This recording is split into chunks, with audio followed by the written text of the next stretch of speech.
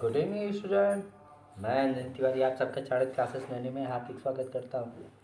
बेटा कल हम लोगों ने क्लास 11 के सब बेसिक कॉन्सेप्ट्स ऑफ केमिस्ट्री में क्या बात किया बेटा कि हमने बात किया कि बेसिक कॉन्सेप्ट क्या है। आप केमिस्ट्री को कितने ब्रांचेस में आप समझते हो, जिसमें मैंने आपसे बात किया माइनर ब्रांच, मेजर ब्रांच, और मैंने क्या बात किया बेटा कि एप्लीकेशन ऑफ केमिस्ट्री, यानी कि केमिस्ट्री का आप कहाँ कहाँ यूज करते हैं। ठीक है। अब बेटा आज का जो हमारा टॉपिक स्टार्ट होगा वो स्टार्ट होगा मैटर। क्या होगा बेटा? मैटर। अब बेटा मैटर आप किसे कहते हो और मैटर को आप कैसे समझ सकते हैं? तो बेटा यहाँ पे आपको क्या समझना होगा कि anything which have mass and occupy space that is called as matter। क्या कहा जा रहा है बेटा कि ऐसे कुछ भी चीज़ें, इससे हमसे मतलब नहीं है, कुछ भी चीज़ें जिनके पास क्या हो, मास हो, यानी जिनका अगर हम मेज़रमेंट करें, वेट निकालें तो कुछ ना कुछ वेट आए, और ये क्या करते हो कि जहाँ पे इन्हें रख दिया जाए तो वहाँ पे वो उतने एरिया को कवर कर लेते हो। तो ऐसे कंडीशन वाले सब्सटेंसेस को हम लोग क्या कहते हैं? मैटर कहते हैं। ये बात क्लियर है? अब बेटा इसके कंडीशन में आप अगर एग्जाम्पल देखें तो एग्जाम्पल में जैसे बुक, पेन, या बेटा कुछ भी आप रख लो, इससे हमसे मतलब ही नहीं है। आप जो भी चीज़ें जिनके पास क्या हो, मास हो, और रखने पर उनमें क्या वो क्या करते हो बेटा, वो स्पेस को ऑक्यूपाई कर लेते हो, घेर लेते हो। तो इन्हीं सब्सटेंसेस को हम लोग क्या कहते हैं बेटा? मैटर कहते हैं। ये बात क्लियर? अब बेटा हम लोग बात क्या करेंगे? क्लासिफिकेशन ऑफ मैटर के बारे में। इसके बारे में बात करेंगे बेटा, क्लासिफिकेशन ऑफ मैटर। अब बेटा मैटर को आप कैसे क्लासिफाई कर सकते हो? तो बेटा यहाँ पे हम क्या करेंगे? On the basis of their properties we generally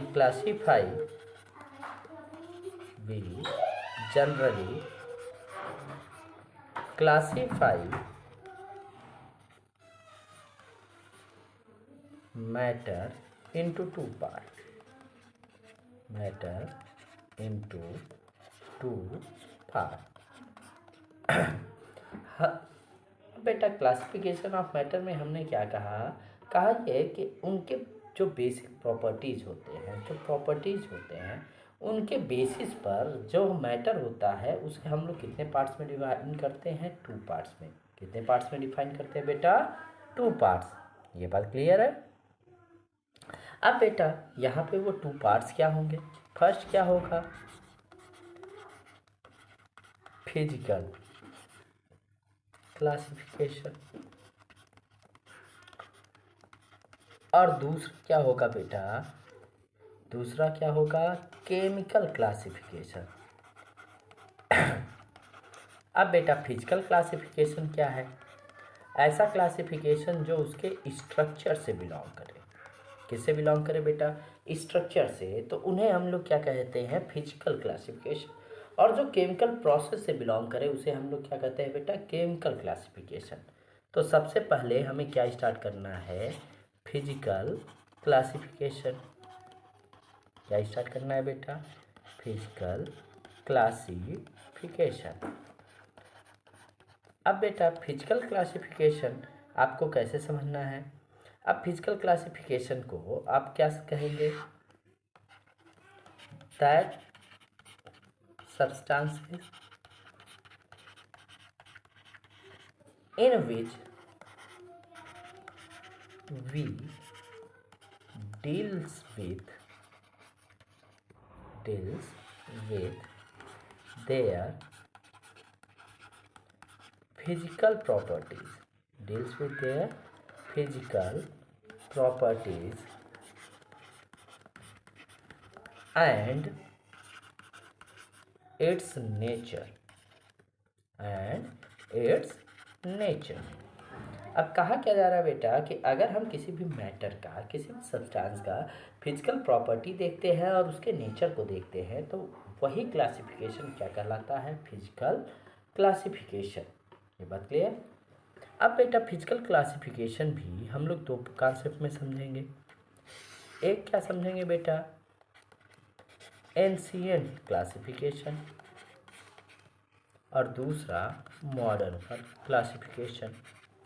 एक क्या समझेंगे बेटा, एंशिएंट क्लासिफिकेशन, दूसरा क्या समझेंगे, मॉडर्न क्लासिफिकेशन। अब एंशिएंट क्लासिफिकेशन क्या है और मॉडर्न क्लासिफिकेशन क्या है, पहले इसको समझते हैं। अब बेटा जब हम एंशिएंट फिजिकल क्लासिफिकेशन की बात करते हैं, किसकी बात करते हैं बेटा, एंशिएंट फिजिकल क्लासिफिकेशन, किसकी बात कर रहे हैं, एंशिएंट फिजिकल क्लासिफिकेशन। तो बेटा एंशिएंट फिजिकल क्लासिफिकेशन क्या कहेगा, that physical classification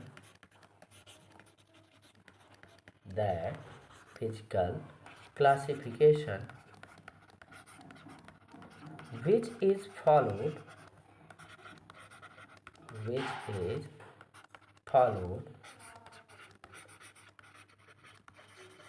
by starting nature of chemistry,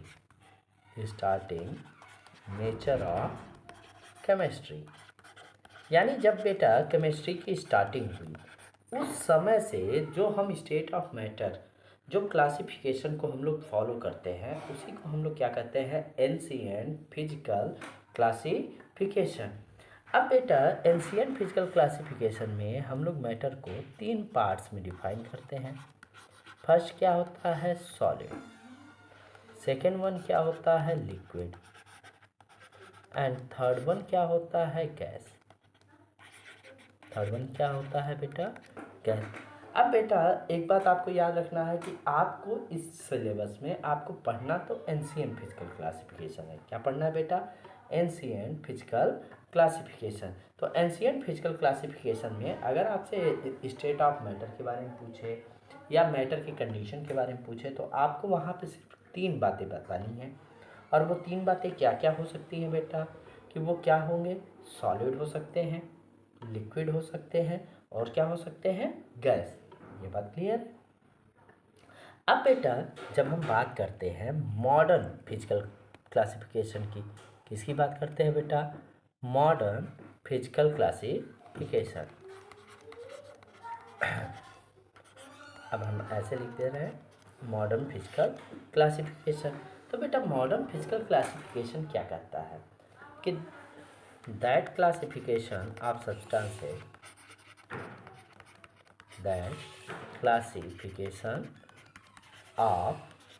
substances, in which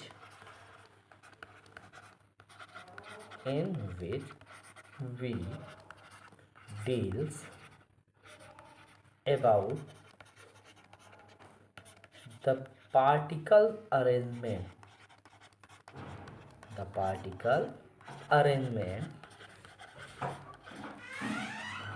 with their nature, अब कहने का मतलब क्या है बेटा कि अगर ऐसा क्लासिफिकेशन जिसमें हम लोग क्या बात करते हैं, पार्टिकल्स के अरेंजमेंट की, और किसके साथ बात करते हैं, उसके नेचर के साथ। किसके साथ बात करते हैं बेटा, उसके नेचर के साथ। तो इसी कॉन्सेप्ट को हम लोग क्या कहते हैं, मॉडर्न फिजिकल क्लासिफिकेशन। ये बात क्लियर। अब बेटा इसके अकॉर्डिंग हम लोग स्टेट्स ऑफ मैटर को 5 पार्ट्स में समझते हैं। किसमें, solid, second one liquid, third one gas, जो फोर्थ वन हमको समझना है बेटा यहाँ पे, वो हमें क्या समझना होता है। अब देखो सॉलिड, लिक्विड, गैस ये तो एंशिएंट में भी फॉलो हो रहा था, अब मॉडर्न में भी फॉलो हो रहा है। लेकिन यहाँ पे मॉडर्न में दो और चीज़ें आती हैं, एक क्या आता है, प्लाज्मा, और दूसरा क्या आता है, बोस-आइंस्टीन कंडेंसेट। क्या आता है बेटा, बोस-आइंस्टीन कंडेंसेट। ठीक है। तो बेटा मॉडर्न फिजिकल क्लासिफिकेशन क्या कह रहा है कि that classification of substances in which we deals about the particles arrangement with their nature. हम पार्टिकल्स के अरेंजमेंट को भी उनके नेचर के साथ जिसमें समझते हैं उसी को हम लोग किसमें समझते हैं, मॉडर्न फिजिकल क्लासिफिकेशन। और मॉडर्न फिजिकल क्लासिफिकेशन में हम लोग जब भी स्टेट ऑफ मैटर की बात करते हैं तो वो क्या कितने होते हैं, 5। कौन कौन से बेटा, सॉलिड, लिक्विड, गैस। ये तो आपके मॉडर्न एंशिएंट में भी थे, मॉडर्न में भी। लेकिन मॉडर्न में 2 एडिशनल स्टेट ऑफ मैटर आते हैं, एक प्लाज्मा होता है, दूसरा क्या होता है, बोस-आइंस्टीन कंडेंसेट। ये बात समझ में आ गई। यानी कहने का मतलब है कि मॉडर्न और एंशिएंट दोनों में जो कॉमन फैक्ट है वो क्या है, सॉलिड, लिक्विड, गैस। तो अब बेटा हमको बात क्या करना है, सॉलिड, लिक्विड, गैस के बारे में। तो सबसे पहले थोड़ा सा यहाँ पे सॉलिड, लिक्विड, गैस को समझने के लिए हम थोड़ा सा एक दूसरे के डिफरेंसेस के अकॉर्डिंग से इसे समझते हैं। तो एक तरफ हमने क्या लिख लिया, सॉलिड, फिर हमने क्या लिख लिया, लिक्विड, फिर हमने क्या लिख लिया, गैस। क्या क्या लिख लिया बेटा हमने, सॉलिड, लिक्विड एंड गैस। ठीक है। तो अब यहाँ पे जो फर्स्ट पॉइंट है, एक एक पॉइंट के अकॉर्डिंग बात करते हैं। अब बेटा जो सॉलिड होता है, सॉलिड क्या होते हैं, रूम टेम्परेचर पर, रूम टेम्परेचर, यहाँ पे भी रूम टेम्परेचर, यहाँ पर भी रूम टेम्परेचर, और यहाँ पर भी हम क्या ले लेते हैं, रूम टेम्परेचर, रूम टेम्परेचर। ठीक है। अब रूम टेम्परेचर कितना होता है बेटा, 27 डिग्री सेल्सियस और 25 डिग्री सेल्सियस। अलग अलग बुक में बेटा अलग अलग मेंशन होता है। एनसीईआरटी 25 डिग्री सेल्सियस अभी मानती है, कुछ बुक में है जैसे विशाल है या बालाजी ही पब्लिकेशन है, उसमें 27 भी दिया हुआ है। तो आप या तो 25 या 27 आप मेंशन कर सकते हैं। तो ये रूम टेम्परेचर पर इनमें क्या होता है, shape, size, mass and volume. क्या क्या क्या बेटा, shape, size, mass and volume are fixed. कहने का मतलब क्या है कि जो रूम टेम्परेचर होता है बेटा, रूम टेम्परेचर पे सॉलिड का शेप, साइज, मास, वैल्यू सब क्या होता है, फिक्स होता है।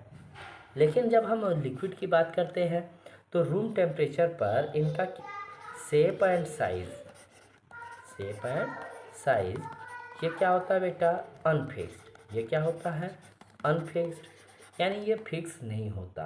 But mass and volume are fixed, mass and value fix. ये बात समझ में आ गई। कहने का मतलब क्या है कि रूम टेम्परेचर पर जिसके शेप, साइज, मास, वैल्यूम चारों चीज़ें फिक्स होगी वो क्या होगा, सॉलिड। जिसके shape, size, mass and volume क्या फिर जिसके शेप और साइज क्या हो, फिक्स ना हो, मास और वॉल्यूम क्या हो, फिक्स हो, तो वो क्या होंगे, लिक्विड। और गैस में क्या होता है बेटा कि रूम टेम्परेचर पर shape, size, mass and value ये चारों चीज़ें क्या होती हैं, अनफिक्स। ये चारों चीज़ें क्या होती हैं, अनफिक्स। यानी कहने का मतलब है बेटा कि जो सॉलिड होता है, सॉलिड में जितने भी फिजिकल प्रॉपर्टीज़ हैं जो कि ईजिली अपीयर होते हैं वो क्या होते हैं, रूम टेम्परेचर पर फिक्स होते हैं। जबकि लिक्विड में क्या होता है बेटा, शेप और साइज क्या होता है, अनफिक्स होता है, मास और वॉल्यूम क्या हो जाता है, फिक्स हो जाता है।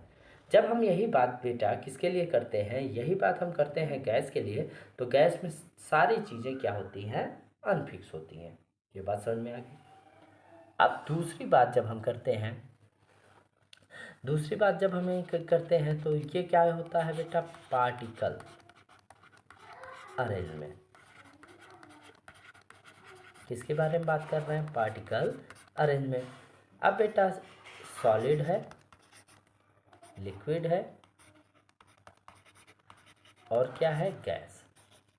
तीन चीज़ें हैं। अब बेटा सॉलिड, लिक्विड और गैस में हम जब पार्टिकल अरेंजमेंट की बात करते हैं, अभी हम रेंज की बात नहीं कर रहे, अरेंजमेंट। तो बेटा सॉलिड में जो अरेंजमेंट होता है वो क्या होता है, रेगुलर। सॉलिड में अरेंजमेंट कैसा होता है, रेगुलर। लिक्विड में भी क्या होता है बेटा, इर्रेगुलर। और गैस में भी क्या होता है, इर्रेगुलर। अब बेटा ये रेगुलर इर्रेगुलर से क्या लेना देना पड़ा, तो बेटा याद रखना जिनमें रेगुलर अरेंजमेंट होता है, पार्टिकल अरेंजमेंट रेगुलर होते हैं, उनका शेप क्या होता है, बना रहता है, मेंटेन रहता है। और जिसमें इरेगुलर होते हैं वो क्या करते हैं, शेप चेंज कर सकते हैं। तो इसीलिए बेटा सॉलिड का क्या होता है, शेप और साइज फिक्स होता है, जबकि लिक्विड और गैस का शेप और साइज फिक्स नहीं होता। ये बात समझ में आ गई। थर्ड वन हम जब बात करते हैं बेटा रेंज ऑफ पार्टिकल, इसकी बात करते हैं यहाँ पे रेंज ऑफ पार्टिकल के बारे में। तो बेटा आपको याद रखना है सॉलिड का जो रेंज होता है वो क्या होता है, बहुत ही कम, क्या होता है, वेरी लो। इनका रेंज क्या होता है, वेरी हाई। और ये इनका क्या होता है, मॉडरेट, यानी इन दोनों के बीच का। अब बेटा अगर हम सॉलिड के रेंज की बात करें तो ये क्या होता है, 10⁻13 टू 10⁻7 मीटर।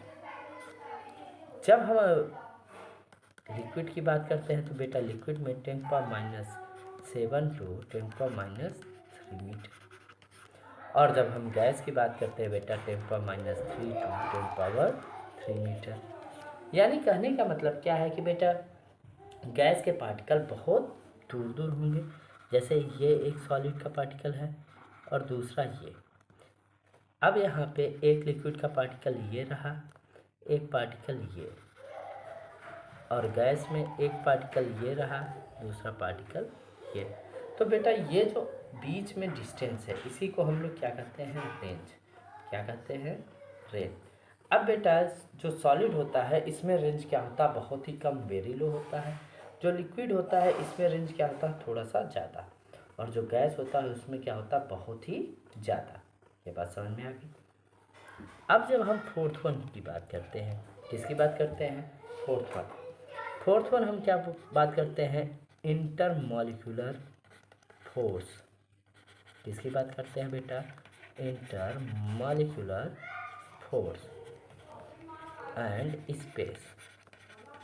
अब बेटा अगर हम स्पेस की बात करें, इसमें भी पहला क्या होगा, स्पेस, दूसरा क्या होगा, फोर्स। चलिए जो स्पेस की बात करते हैं इसमें क्या होता है, सॉलिड में लो और फोर्स क्या होता है, हाई। इसमें दोनों कंडीशन क्या होते हैं, मॉडरेट। दोनों कंडीशन क्या होते हैं, मॉडरेट। और इसमें स्पेस क्या होता है, हाई, और फोर्स क्या होता है, लो। कहने का मतलब क्या है कि जो सॉलिड होते हैं, सॉलिड के पार्टिकल बहुत पास पास होते हैं, तो जो स्पेस होगा वो क्या होगा, बहुत ही कम होगा। लेकिन जो जितने पास होते हैं उनके बीच जो फोर्स होता है वो उतना ही ज़्यादा होता है, तो फोर्स क्या हो जाएगा बेटा, हाई। लिक्विड में क्या होता है कि जो स्पेस होता है वो भी मॉडरेट होता है, फोर्स भी क्या होता है, मॉडरेट। और गैस में फोर्स क्या होता है, बहुत ही कम होता है, रेंज क्या होता है, बहुत ही ज़्यादा। ये बात समझ में आ गई। अब नेक्स्ट इसमें हम क्या बात करते हैं बेटा, अब हमने इंटरमॉलिक्यूलर फोर्स की भी बात कर ली। अब हमें कुछ प्रॉपर्टीज़ और होती हैं, जैसे फिफ्थ की अगर हम बात करें, boiling point and melting point. तो एक बात आपको याद रखना है कि जो सॉलिड होता है इसमें बॉइलिंग पॉइंट और मेल्टिंग पॉइंट क्या होता है, हाई। लिक्विड में क्या होता है, मॉडरेट। और गैस में क्या होता है, लो। ये बात क्लियर है। और एक प्रॉपर्टी क्या होती है बेटा, डेंसिटी। तो आपको डेंसिटी में क्या याद रखना है कि सॉलिड की डेंसिटी क्या होती है, हाई। लिक्विड की क्या होती है, मॉडरेट। और गैस की क्या होती है, लो। तो कहने का मतलब क्या है कि ये जो प्रॉपर्टीज़ है इन्हीं की बेसिस पे हम लोग सॉलिड, लिक्विड, गैस को डिफाइन कर सकते हैं, ठीक है। अब इसमें कुछ एग्जांपल हैं, जैसे बेटा मान लो हमने बुक ले लिया और हमने क्या ले लिया, ब्रिक्स ले लिया, और ढेर सारी चीज़ें हैं। और लिक्विड में एग्जाम्पल में हमने वाटर ले लिया, मिल्क ले लिया।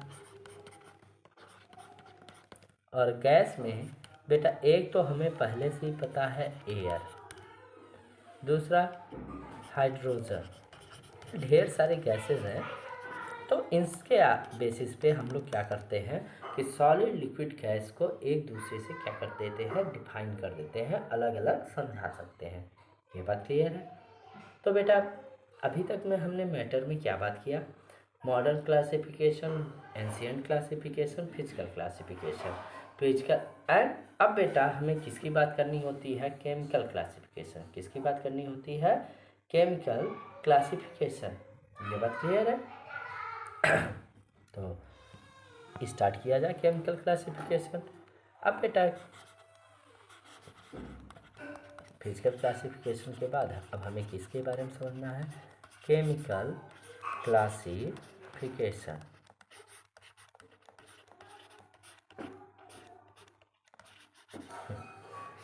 अब बेटा केमिकल क्लासिफिकेशन कैसे समझोगे, तो केमिकल क्लासिफिकेशन द नेचर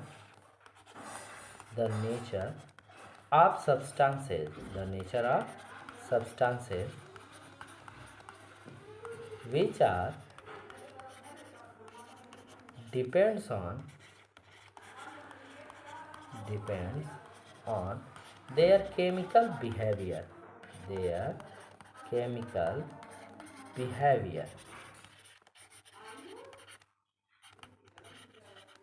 अब बेटा किसके बेसिस पे डिपेंडेंट हो, केमिकल बिहेवियर पे। तो इसी क्लासिफिकेशन को हम लोग क्या कहते हैं, केमिकल क्लासिफिकेशन। ये बात क्लियर है। Due to chemical classification we generally classify matter into two part. Number one, pure substances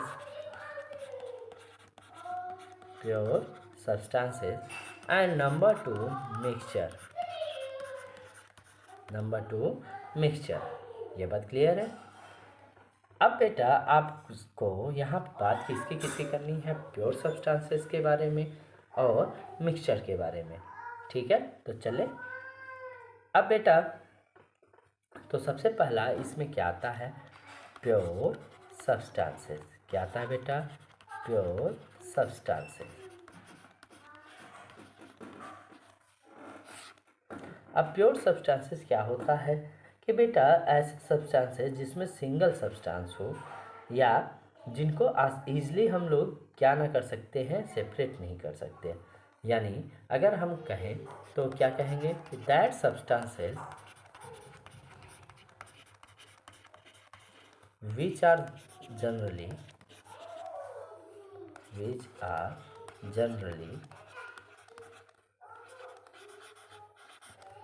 single substance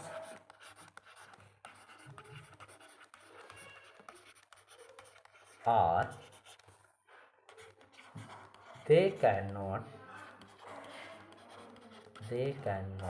be easily separated।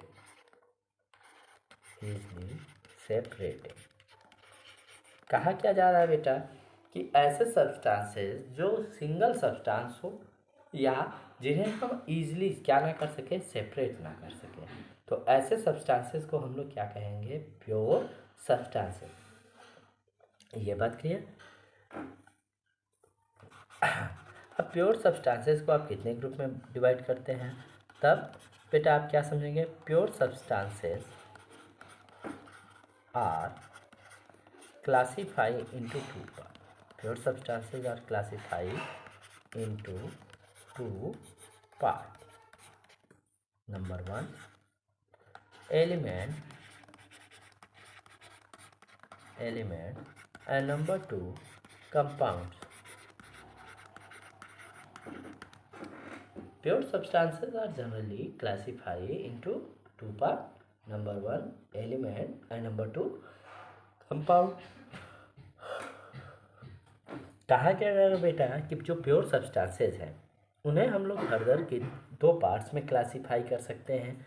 एक क्या होता है, एलिमेंट होता है, और दूसरा क्या हो सकता है, कंपाउंड हो सकता है। ठीक है, तो अब सबसे पहले हम किसके बारे में बात करेंगे? एलिमेंट्स के बारे में। किसके बारे में बात करेंगे बेटा? एलिमेंट्स।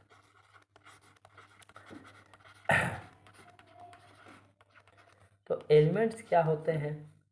तो अब आपको यहाँ पे क्या समझना है? An element consists of only one type of particles, only one type of particles। यानी कोई भी एलिमेंट होता है वो केवल एक ही टाइप के पार्टिकल से क्या होता है? बना होता है। these particles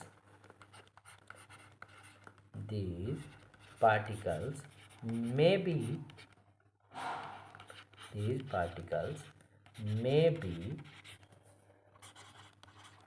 atoms और मॉलिक्यूल। और बेटा ये पार्टिकल क्या हो सकते हैं? एटम हो सकते हैं या मॉलिक्यूल हो सकते हैं। अब बेटा एटम और मॉलिक्यूल, इन्हीं कंडीशन को हम लोग आगे समझते हैं। अब इसके एग्जाम्पल में हम लोग क्या समझ सकते हैं? जैसे sodium, copper, silver, hydrogen, etc। अब बेटा कुछ एलिमेंट क्या होते हैं? मोनो एटॉमिक, और कुछ एलिमेंट क्या होते हैं? Diatomic. यानी अगर हम बात करें एटॉमिसिटी यहाँ पे, तो एटॉमिसिटी यहाँ पे हम लोग कितने टाइप में समझेंगे? 3 टाइप में। कितने टाइप में बेटा? 3 type. Mono, di and poly. Monoatomicity क्या होता है? Represent in a single form, represent in single form। अब बेटा जैसे हमने मान लो यने लिया, तो यने को तो यने से ही रिप्रेजेंट करते हैं। तो अगर सिंगल में रिप्रेजेंटेशन है तो इसे हम क्या कहते हैं? Mono atomicity. डाई एटॉमिसिटी क्या है? Represent with di behaviour. अब बेटा जैसे H2, N2, ऐसे जिसके नीचे आप 2 लगा दो तो वो क्या हो जाएगा? डाई। और थर्ड वन क्या होता है? Poly, more than 2। ऐसे आप याद रख लीजिए, मोर देन 2। अब जैसे O3, ओजोन, P4, S6, ये सब क्या है? Poly atomicity. ये बात क्लियर हो गई।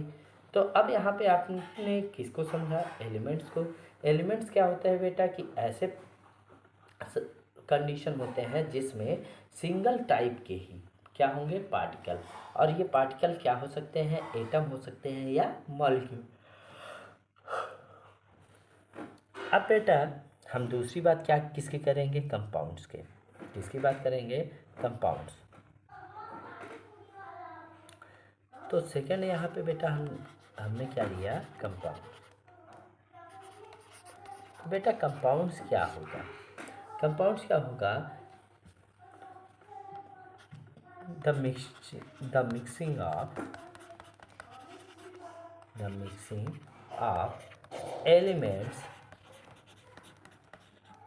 into definite proportion,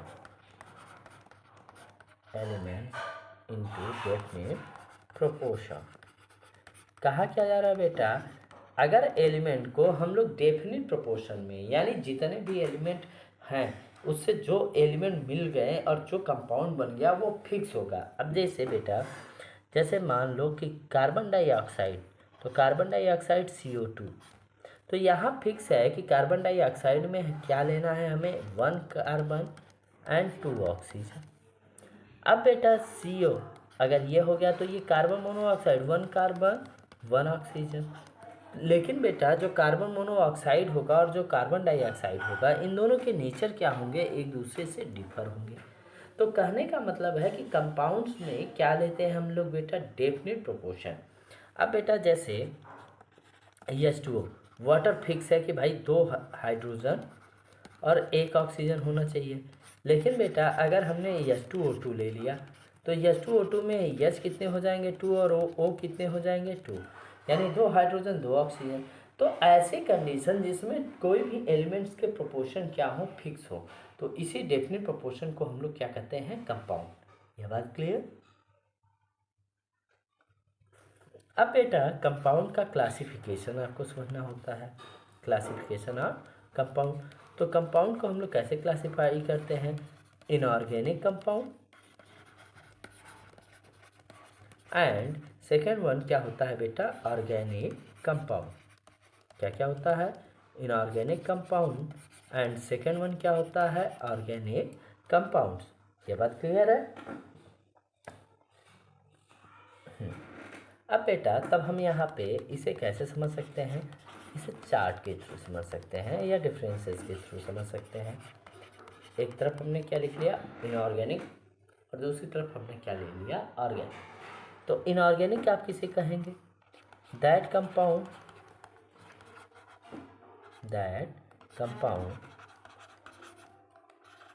which is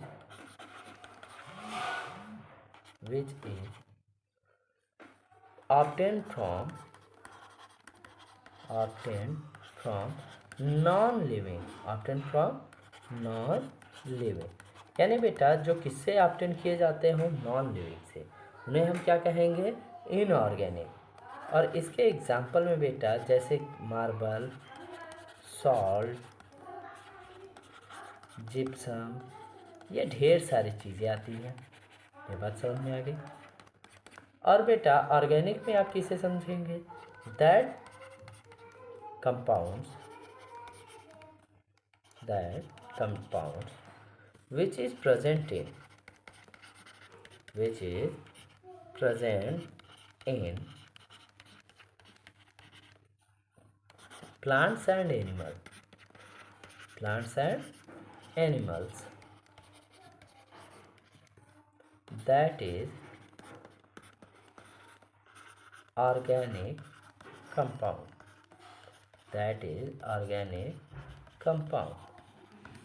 यानी बेटा ऐसे और केमिकल सब्सटेंसेस, ऐसे कंपाउंड जो किसमें प्रेजेंट हो, एनिमल और प्लांट में, उन्हें हम लोग क्या कहते हैं बेटा, ऑर्गेनिक कंपाउंड कहते हैं। ये बात क्लियर। और एग्जाम्पल में बेटा अगर एग्जाम्पल आपसे पूछा जाए तो एग्जाम्पल में आप क्या ले सकते हैं, प्रोटीन, फैट, कार्बोहाइड्रेट, etc। यानी बेटा यहाँ पे आप डिफरेंट टाइप के क्या समझ सकते हैं, ऑर्गेनिक एंड इनऑर्गेनिक कंपाउंड। ये बात क्लियर। अब बेटा हमने किसकी बात कर लिया, हमने बात किया बेटा मैटर की। मैटर में हमने किसकी बात किया, ancient concept and modern concept. Ancient concept में मैटर को कितने पार्ट्स में डिवाइड किया गया था, 3, solid, liquid, gas. Modern concept में 5 पार्ट में, solid, liquid, gas, plasma and boson steel concept. अब बेटा हमने वहाँ पे सॉलिड, लिक्विड, गैस के बारे में बात किया और इनमें कुछ प्रॉपर्टीज़ थी, इनके बारे में हमने डिस्कस किया। इसके बाद बेटा हमने किसकी बात किया, इसके बाद हमने बेटा केमिकल क्लासिफिकेशन की बात किया, जिसमें हमने बेटा क्या किया कि केमिकल क्लासिफिकेशन में मैटर को हमने 2 पार्ट में समझा, पहला प्योर, दूसरा मिक्सचर। और प्योर में बेटा हमने प्योर फॉर्म में हमने 2 पार्ट को समझना था, एक क्या था, एलिमेंट, दूसरा कंपाउंड। तो बेटा एलिमेंट में क्या होता था कि सिमिलर टाइप के पार्टिकल होते थे, और कंपाउंड में क्या होते थे कि भाई सिमिलर भी हो सकते हैं, डिफरेंट भी हो सकते हैं, लेकिन जो कंपाउंड होते थे इनमें क्या होता है, डेफिनेट प्रोपोर्शन, यानी फिक्स होते थे कि जितने इसेंशियल कंपोनेंट होंगे वो क्या होंगे, फिक्स होंगे। अब बेटा कंपाउंड को फिर किस में क्लासिफाई किया गया, 2 पार्ट में, एक इनऑर्गेनिक कंपाउंड, दूसरा ऑर्गेनिक कंपाउंड। ठीक है। तो बेटा आज के वीडियो के लिए बस इतना ही। अब आप सबसे मुलाकात करेंगे नेक्स्ट वीडियो में। तब तक के लिए बेटा हम आप सबसे एक चीज़ चाहते हैं कि आप सब हमारे YouTube चैनल को ज़्यादा से ज़्यादा लाइक करें, सब्सक्राइब करें और शेयर करें। ठीक है। तब तक के लिए धन्यवाद। जय हिंद, जय भारत।